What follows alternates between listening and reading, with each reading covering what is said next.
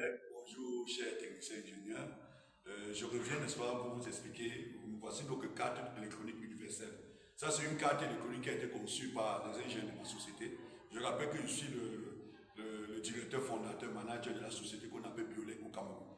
Ici, c'est une carte électronique qu'on a fait fabriquer. Et pour avoir, n'est-ce pas, le bon prototype, on a fait nos petits bons qu'on a réalisés, on a envoyé en Chine pour nous produire cette carte électronique que vous voyez, de bonne qualité.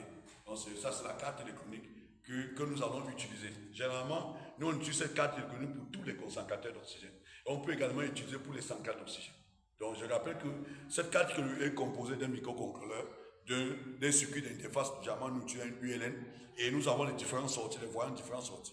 Ces voyants représentent, n'est-ce pas, les différents électrovannes. C'est-à-dire que nous avons les électrovannes d'admission d'air, nous avons les électrovannes d'expulsion d'azote, et nous avons également les électrovannes qui nous permettent de produire, de libérer de l'oxygène.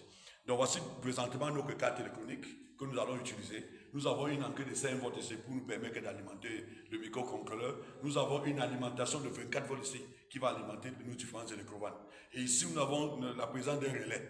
Généralement, dans le cas, si c'est le cas d'un concentrateur, ce relais permet que lorsque vous mettez votre appareil en marche, il attend quelques secondes avant de démarrer le moteur compresseur. Mais dans le cas de centrale d'oxygène, nous n'allons pas utiliser ce compresseur. Nous n'allons pas utiliser ce relais. Ici, nous avons l'entrée, n'est-ce pas, l'entrée et la sortie qui nous permet d'alimenter nos moteurs de compresseur. Dans le cas d'un concentrateur, mais dans ce cas, nous n'allons pas l'utiliser.